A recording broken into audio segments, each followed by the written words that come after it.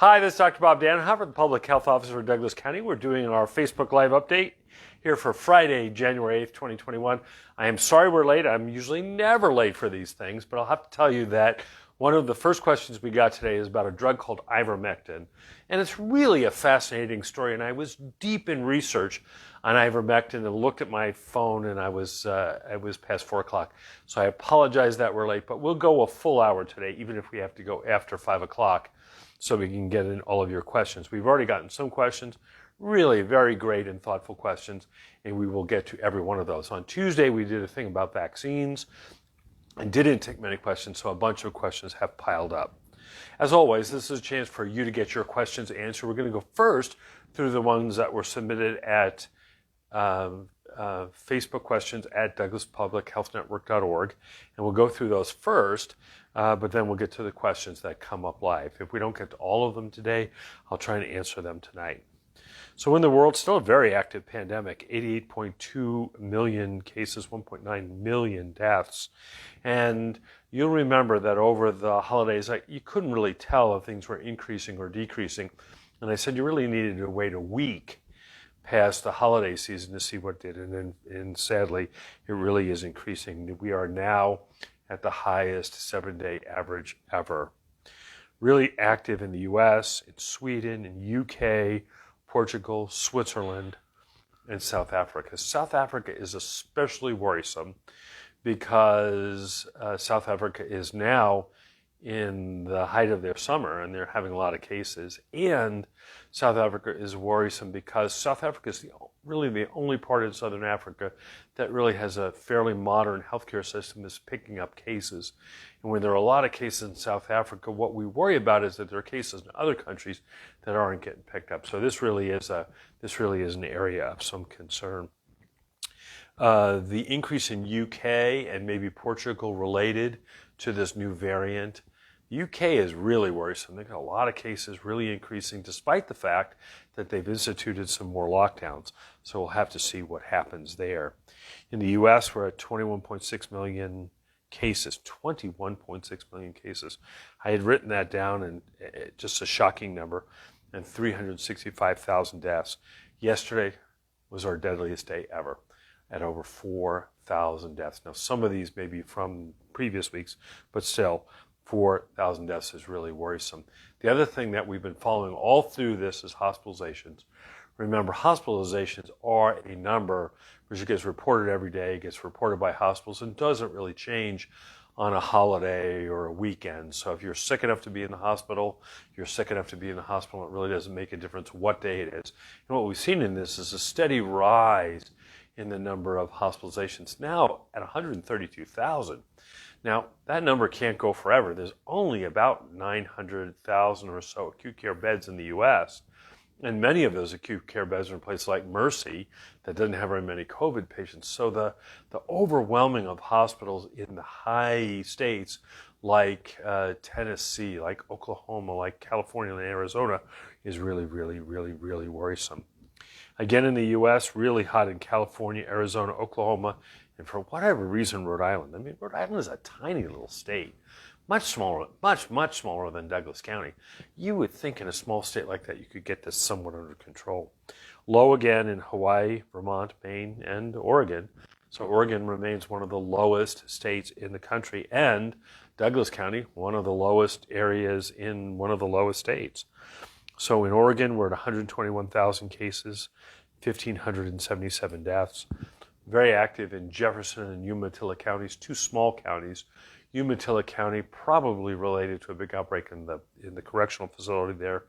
Jefferson County, just an impoverished county that really struggles. The best counties in Southwest Oregon, so Curry and Douglas counties are at the lowest. Douglas had 1,509 cases, 42 deaths, still way too many.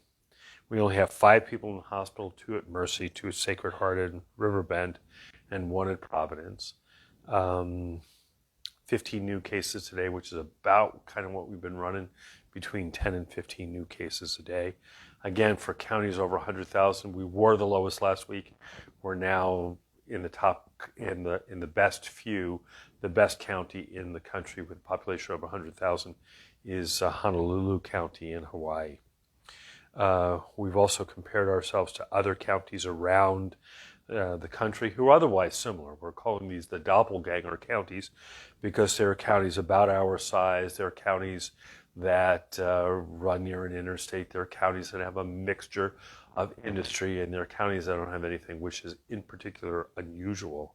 So Douglas County, 14 cases a day per 100,000. So standardizing per population. Lowndes County, 41. Twin Falls County in Idaho, 49. And Pennington County in South Dakota, 60.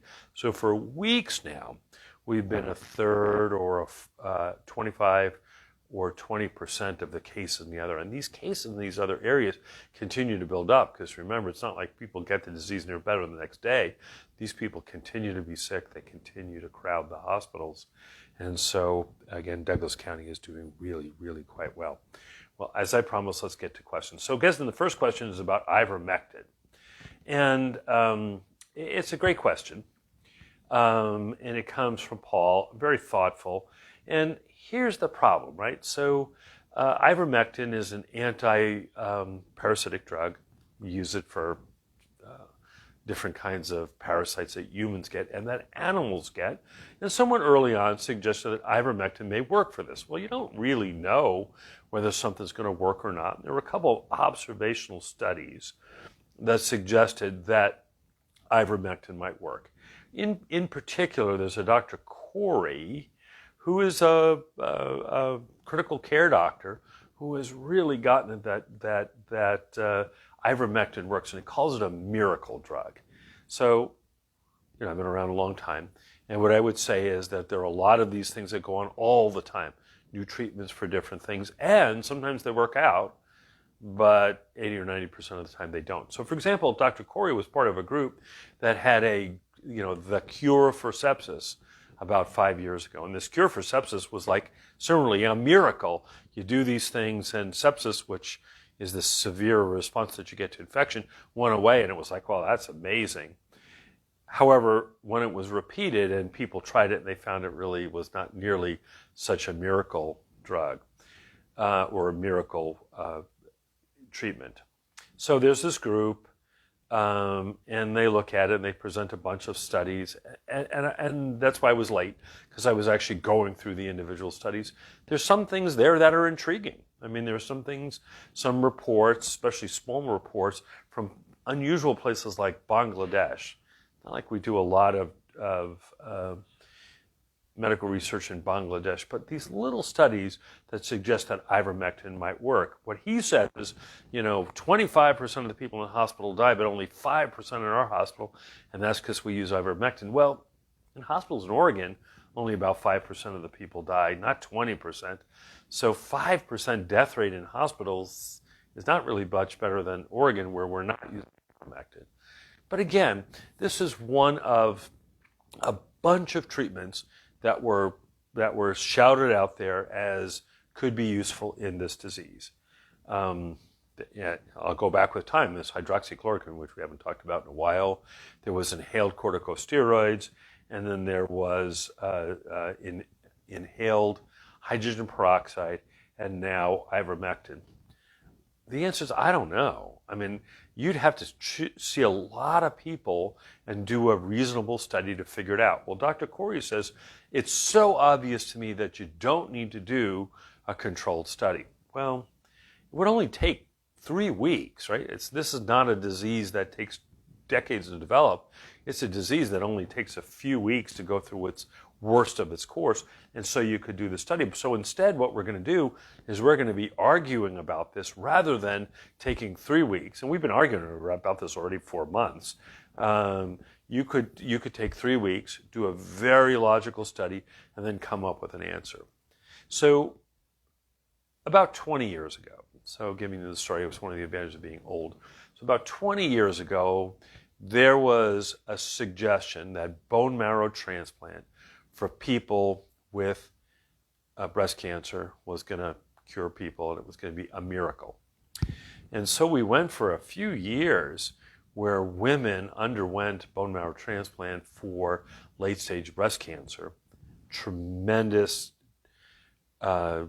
pain and whatever in getting a bone marrow transplant, tremendous separation from your family, because when you get a bone marrow transplant, what they do is they hit you with a big dose of radiation and drugs to kill off your bone marrow.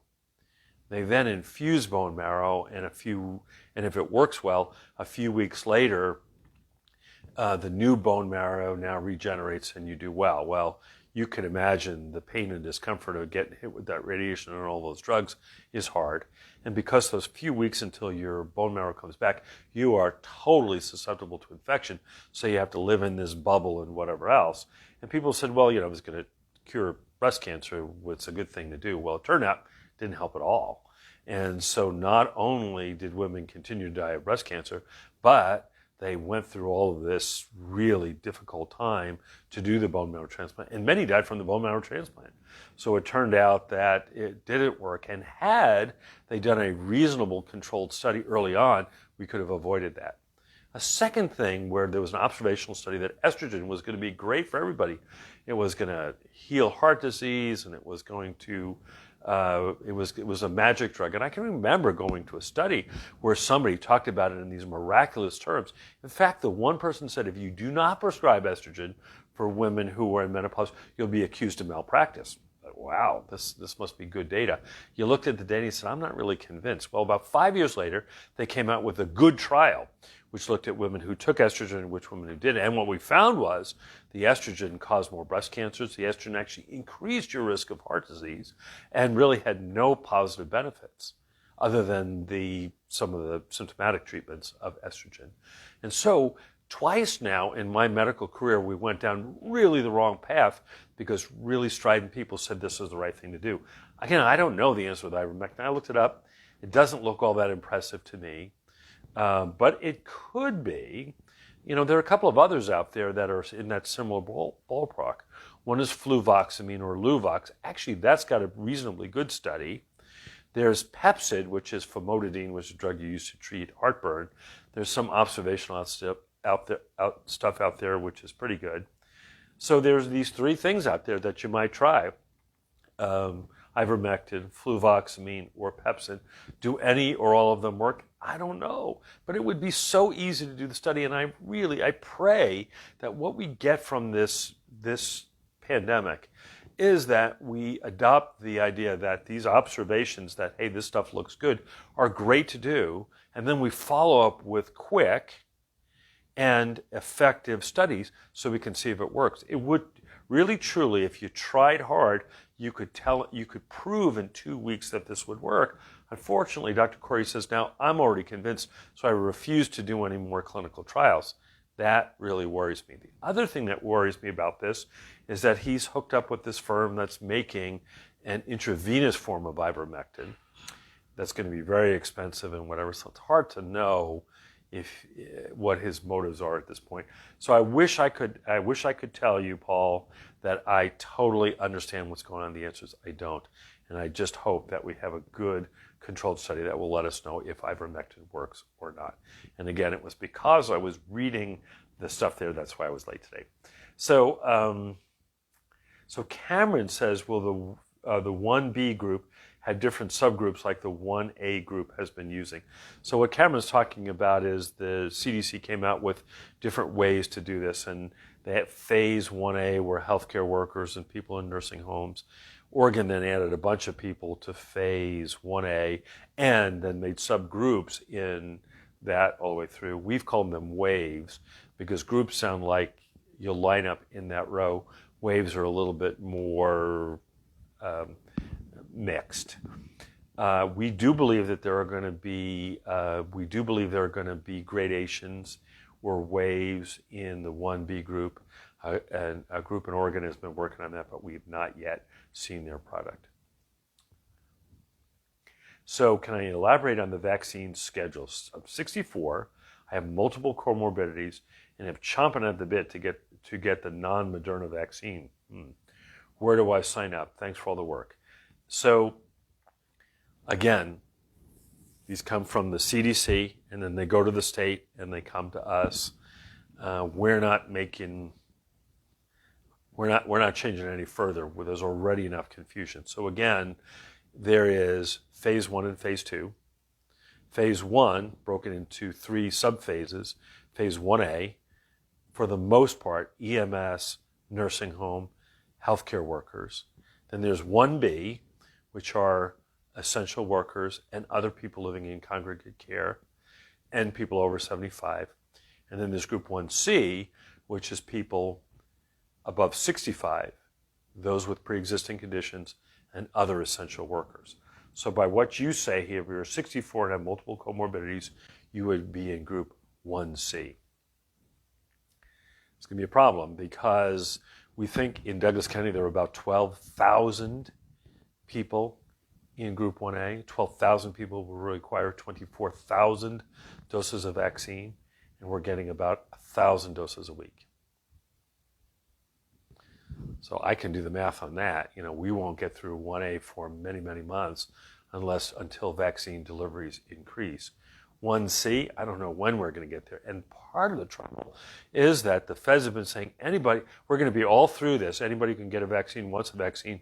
By June, we'll be able to get one. And I look at the numbers, and unless I'm missing something, there's no way we're going to get there at the time. And unfortunately, our visibility into how much vaccine we're going to get is totally done. I only know the vaccine deliveries through January the 10th. And I asked people high in the state, they don't know any past January the 10th. So it's being January the 8th now. So, we only know vaccines coming for the next 2 days. There's no way for me to predict when we're going to get to 1C, which is the group that it looks like you're in. Now, again, this may change, and Oregon may jigger with the rules on 1B and 1C. It could be earlier, but from what I know now, 64 with multiple underlying conditions, you would be in group 1C, and it looks to me like 1C is going to be at least a couple of months off. You talked about doing a Moderna versus non-Moderna vaccine. You usually don't have a lot of choice, right? So typically places have one vaccine.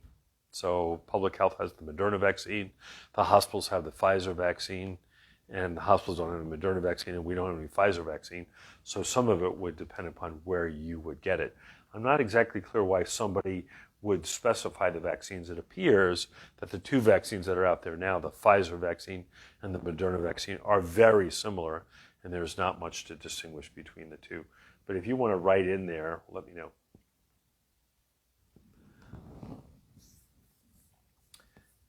So Stacy writes a long thing.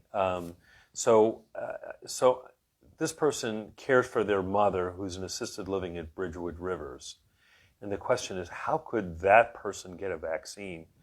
I was on a contentious phone call today at 2 o'clock, and it got ugly because people are asking me these questions, and I asked the top person at the state, okay, answer the damn question.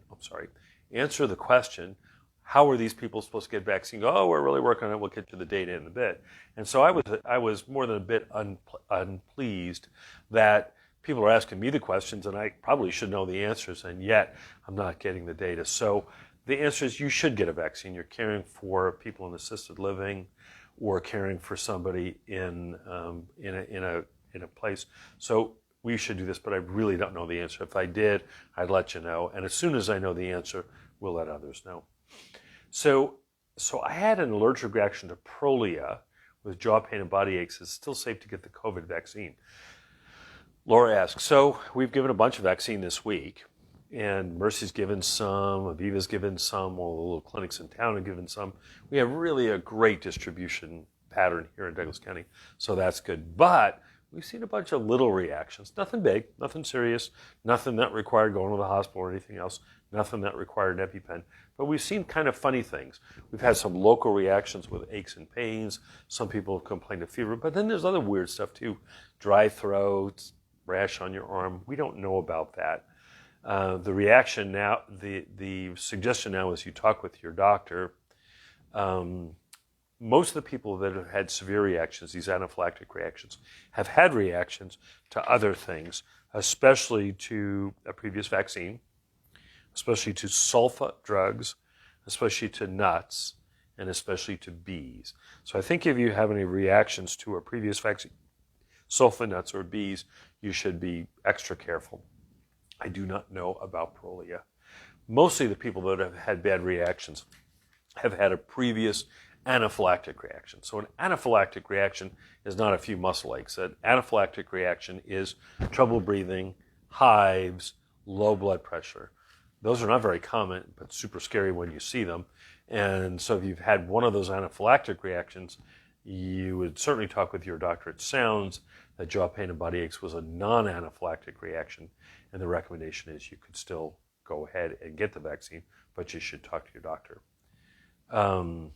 So Dawn says, do you have any idea when doctor offices will receive COVID vaccines for patients over 65 and high risk?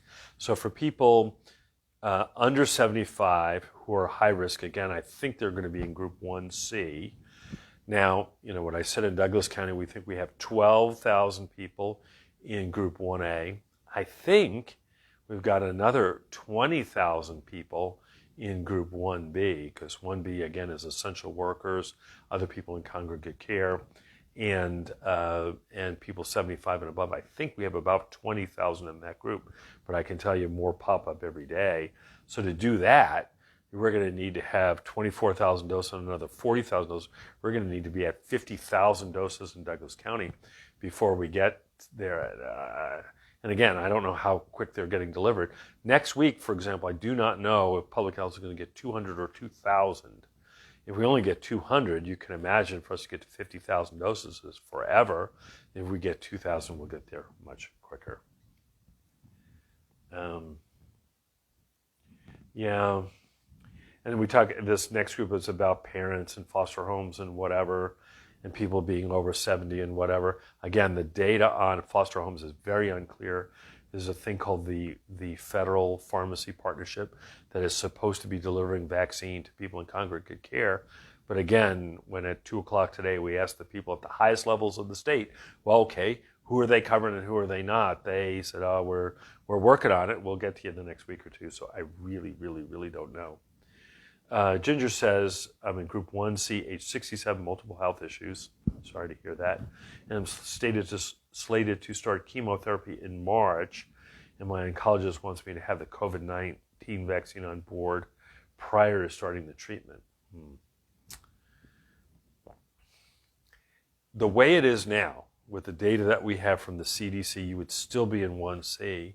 And it's unless the vaccine thing changes, it's pretty unlikely you'd even have your first dose in March, much less your second dose. As best I know, there are no provisions to jump the line to start chemotherapy, no provisions to do it if, for example, you're pregnant or whatever, but who knows what's going to change. Unfortunately, the vaccine guidance changes several times every day. So I'll say something at 10 o'clock, and then they say, oh, no, we just changed that. And I'll look, there's an email during the time I was speaking, and they changed it. So, for example, where teachers fit. We were told on Tuesday of this week that teachers are going to be in Group 1A, Wave 5. And then I heard today, oh, no, they're going to be in Group 1B. And so it's this kind of stuff that has already turned my beard gray and is beginning to turn my hair gray.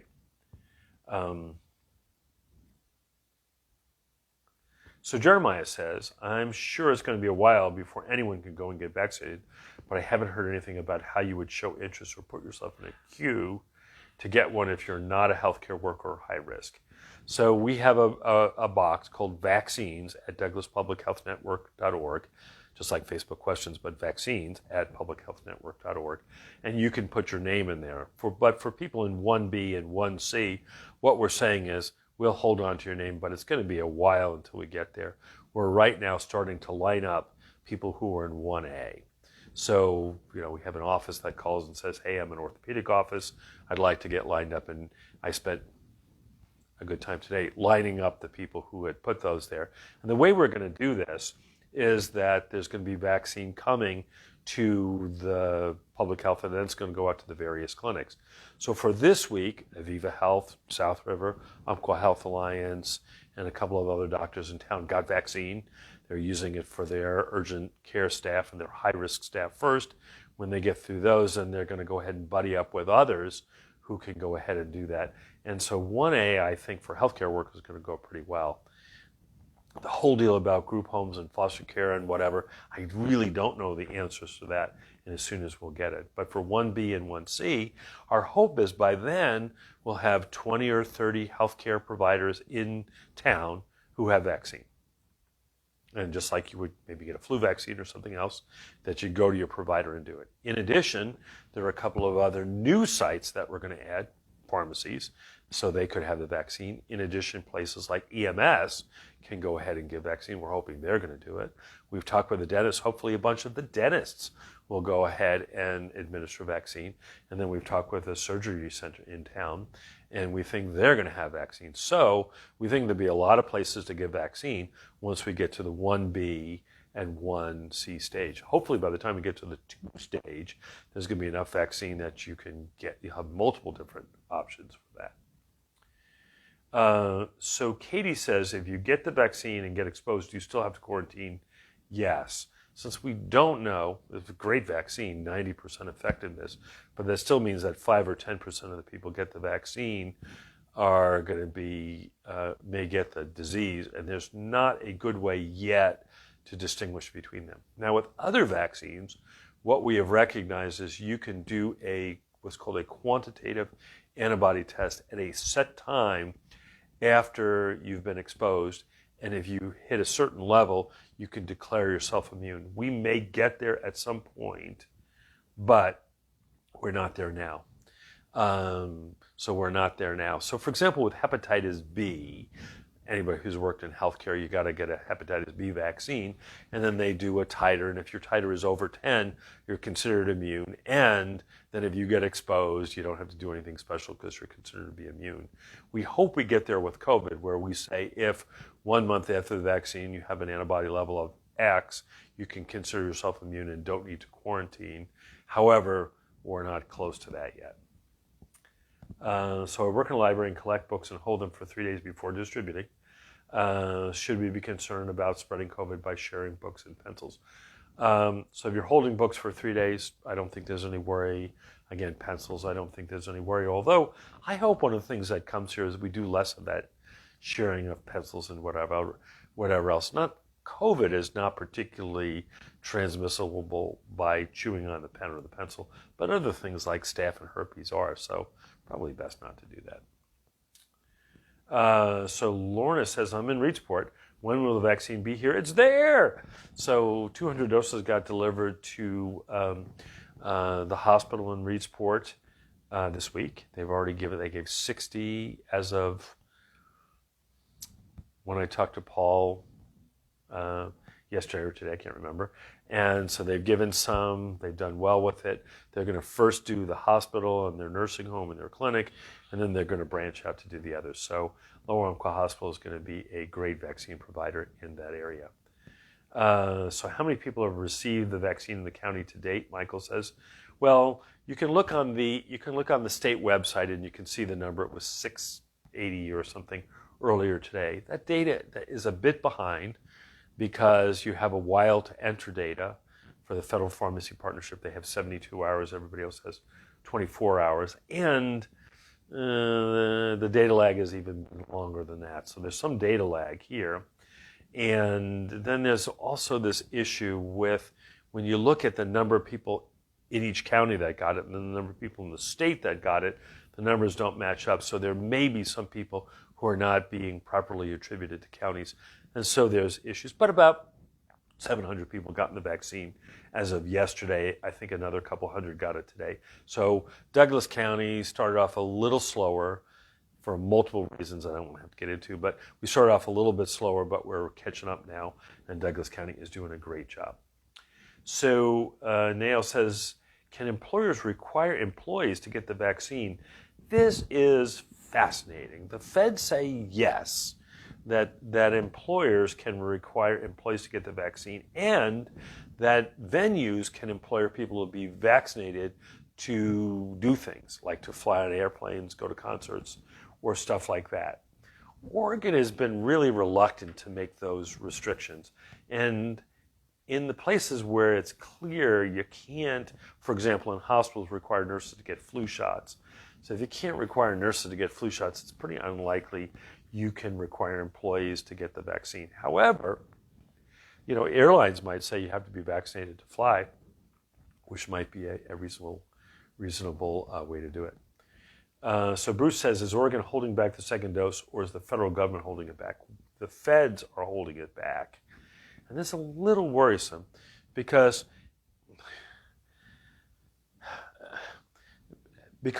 what should happen if they were holding it back is you'd see, for example, the amount of Pfizer vaccine would be 50,000 the first week, 50,000 the second week, 50,000 the third week. Well, by the fourth week, the first 50,000 are supposed to get their second dose, and so there should be a mesa. So it should be 50, 50, 50, 100, 100, 100, 100 going on there forever. And unfortunately, and Moderna would be 4 weeks, but unfortunately what we saw has been 60, 85, 75, and that's as far as we know. So instead of seeing the big uptick that we should have seen, it actually went down. So I say they're holding the second dose for us, and I just hope so. So Christian says, when do home caregivers get a vaccine? Again, people who are caregivers should be in group 1A, but again, who's supplying that vaccine? Who's giving that vaccine? Nobody knows. And that was the reason I was less than kind today at my 2 o'clock meeting. So Crystal says, when does the 2-week camp for a county level start? Do they start Sunday to Sunday or Saturday to Saturday? So what they do is something called the Morbidity and Mortality Weekly Report Week. And so every disease has that, flu, Shigella, Salmonella, whatever. And so when they report a weekly total, it goes from 12:01 a.m. on Sunday, all through Sunday, and then all through midnight on Saturday night. So our 2-week levels start by cases reported to the state, not reported by us, but reported to the state from those different times. Here's the trouble with that. The trouble is we know about the cases frequently way before the state does, right? So somebody goes to a clinic and they're positive, they call us and we say, oh my goodness, it's a case, and we work through the case. It doesn't get recorded by the state and then into the system, sometimes for hours or days. And so that's why when you look at our numbers and state numbers, they're kind of generally the same, but sometimes they're off by 3 or 5. Generally, we're ahead. Now, sometimes the state is ahead. So sometimes, for example, there's an out-of-state case that lives in Douglas County. Obviously, the out-of-state person doesn't know to call me when they're a positive case, so it may go to the state before us. So that's why the numbers aren't exactly the same. And what we said all along is that we want people to go ahead and use one or the other, but switching back and forth is really quite confusing, even for me. So Emily says, when can I get the vaccine if I'm a pharmacist and my pharmacy staff? So 2 things. One is I would hope that you would become a vaccine provider. Pharmacists in Oregon are allowed to be pharmacy providers, vaccine providers, and we would hope and pray that you would sign up because the more providers we have giving the vaccine, the better. So to get you the numbers here, we think we're going to need to give 1,000 doses of vaccine a weekday, for 5 months. So for 5 months, we're going to have to give 1,000 vaccines a day once the supply increases. And so to give those 1,000 a day, you could have a big drive-through at the fairgrounds every day. I think that would be a mess. Or you could have 30 places give 30 vaccines a day. And that's our hope. So our hope is that we have 30 places in town that can give an average of 30 vaccines a day. And that could be your internist's office, it could be the clinic you go to, it could be Aviva, it could be South River, it could be a bunch of pharmacies, it could be maybe your pharmacy, Emily, and others that could give these vaccines. And so that the burden, rather than being in one place, would be kind of distributed, and that is the model that we're going with in Douglas County. This is the model that has worked well in most other places in the world that has worked well. There are some countries, interesting, that are working on these mass vaccine efforts. But again, these mass vaccine efforts are problematic. There's a lot of people waiting in line. You've seen some of the disastrous stuff in Florida where people are waiting in line, people then cut in line, people lie about what goes on, and we really want to avoid that. Really, what we'd love to have is 30 places in the county to get the vaccine and then to get it. And Crystal says, when will optometrists and their staff be able to get the vaccine? Optometrists and their staff fall into, I think, because remember this changes several times every day, but I think last I checked at noon today, they fit in phase 1A, wave 4, and we hope that we can get to wave 4 of phase 1A either by the end of the month or sometime in February. Now again, these times of when we're going to get there are totally dependent upon what we have in general been promised from the feds for a vaccine.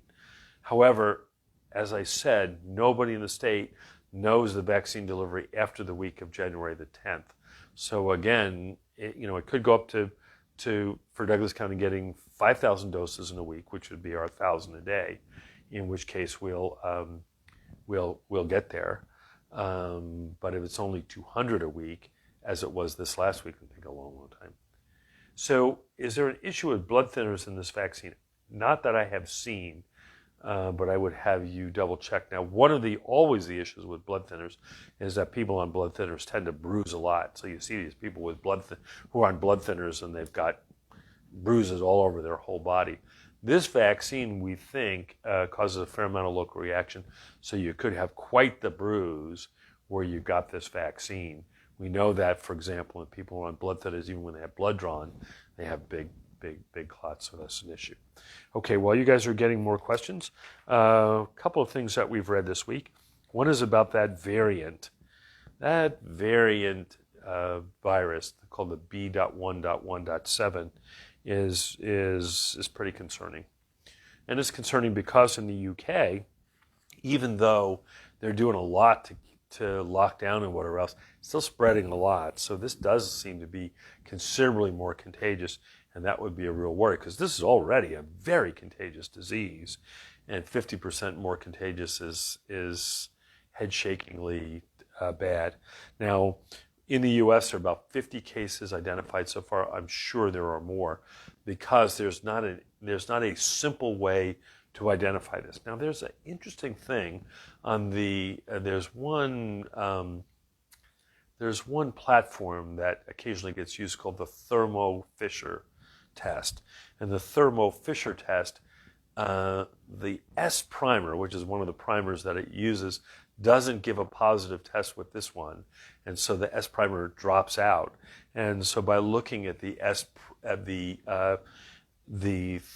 Thermo Fissure S primer dropout, you can get a clue as to whether this is it. And I was corresponding with the state health officer, assistant state health officer today, and he said they've seen a few of these dropout cases, and they're now doing the genomic analysis to see if it's the B.1.1.7. So this dropout, which we thought was sort of a problem before, may actually be the key to finding this early. Still, as best I could tell, as of 3 o'clock today, no cases found in Oregon. But we do have to be careful, because if it does spread into the community, what we see is that when it first is there, it's just a small percentage of the cases, and then within the space of just a few weeks, it becomes the predominant strain, and it's already so contagious. I really don't want it any more contagious. More studies come out suggest it's about 50% more contagious than the older variant, and that's a worry, because 50% contagious means if we have an outbreak with 20 cases, we now have an outbreak with 30 cases, which makes it much harder than 20. And it would require a level of immunity to get rid of this disease from going to the 60s, which we're talking about now, to the 80s. That's a big jump, and so we are worried about that. The other thing that came out this week is that we have these new rapid antigen tests, and at 2 colleges, what they did is they did both the antigen tests and the more sensitive PCR test. And what they found was that the antigen test turned out to be really good for symptomatic people, which is what it was supposed to be. So if you're symptomatic and you get a positive test, you probably have the disease. If you get a negative test, you may well not have the disease, although the recommendation is if you're symptomatic, you should have the rapid test. If it's positive, you've got the disease. If it's negative, you should have one of the slower tests. However, it is not very good for looking at asymptomatic people. When you looked at asymptomatic people, it missed infection in many of those asymptomatic people and called some of those asymptomatic people as positive. When you did the sensitive test, they were negative. So, for example, one of the suggestions is, okay, there's 10,000 people going into a Ducks basketball game. Let's go ahead and swab every one of them, okay? And let's say there were about 100 that truly had the infection. So these were 100 people that truly had the infection, that you were a genius and you knew they had the infection. 40 of those would get picked up, and 60 you'd say, well, you're negative, go on into the game, and they could go ahead and spread it to everybody else. On the other hand, if you screened all those 10,000, about 200 would show up as, about 100 or 200 would show up as positive, and when you finally did it, they really didn't have the disease. So what happens now is you've let some of the people with the disease in, and you've excluded more people who didn't have it because they have a false positive test. And that's why those rapid tests for screening big populations are really problematic. Again, our recommendation is people who are symptomatic get tested with a rapid test, get tested absolutely as soon as possible. If you're the contact of a known case, that you should get tested, and that you should be cautious about tests in screening large numbers of asymptomatic people. A couple of other things. Flu really is really low. So when I looked, there were only a couple of cases of flu in all of Oregon over the last week, and that's a good thing. And I think that's because this year a lot more people got the flu vaccine, and although we're not perfect with it, we're pretty good with distancing and wearing masks and staying home when you're sick. And that really has caused a big decrease in the amount of flu this year. We're still looking, but we haven't found that much flu. Another thing that we've seen is we've been really following the long haulers, that is people who had the disease weeks or months ago, and we're looking to see how they're doing. And it's not so great. So a new study came out from China. 6 months after the illness, 76% still had symptoms. And the biggest symptoms were fatigue, weakness, short of breath, chest pain. So unfortunately, even 6 months after an illness, you can continue to have these symptoms. And we're also been following up what happens specifically to the lungs. The good news, remember early on we said we're not sure if these damaged are going to stay damaged or whether they're going to start to repair themselves. The good news is that at least a good number of the people have improvement in their x-rays and improvement in their pulmonary function tests, but it's slow and it's not complete. So, what you'd love to see is that the people who had this disease a year later, they were back to normal x-rays, normal CT scans, and normal pulmonary function tests. We're not seeing that yet. Now, we're seeing some people who had severe COVID, severe enough to be in the hospital, had ugly-looking x-rays and whatever, who 6 months later are normal. So I think there's a chance you can get back to normal. The question will be, how common is it to get back to normal versus not? And again, so one of the things about contraindications to the vaccine, allergic reactions to previous vaccines, especially the anaphylactic reactions to sulfa, to nuts, and to bees. The other one that's funny is that several people who were in the study group had inflammation around the site of fillers. So people use these cosmetic fillers for cosmetic surgery, but sometimes in post-operative after burn or something like that, they will use fillers, subcutaneous fillers, and there's been some inflammation around those fillers. I don't know what to make of that, but if you've had fillers, you might talk with the surgeon who put them in about whether your fillers were similar to the kinds that had reaction in these studies. I'd have you look at our page, our press release, or our Facebook page, the infographic, which you'll remember when I drew on the board last week in not really great handwriting. We've had some graphic artists make that look much prettier, and so you can see that, and that tells you about the people in the different groups and about when you might expect to get the vaccine. Now again, these are all guesses about when the vaccine would come, and some of the guesses about who exactly is going to be each of the groups, because really several times a day I'm surprised when I look at my email and there's been a change. And some groups we know about really well. EMS, when and how they get the vaccine, we got that down. Hospital workers, how when they get the vaccine, we got that down.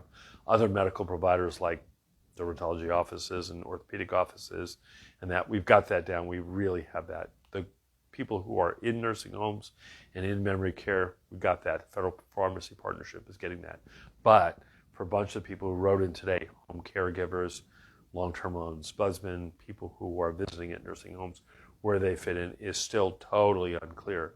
And as soon as that gets clear, we'll try and clarify that for you. All right, well, it looks like it for questions. It's 5 o'clock and time to go.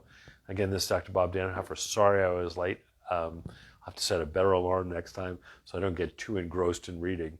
We'll do this again on Tuesday night. Again, be safe and be kind. Thanks.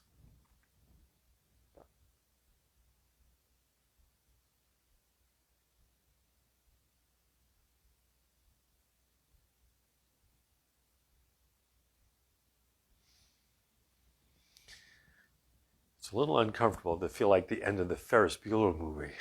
What, you're still there? Let me see if I can turn it off.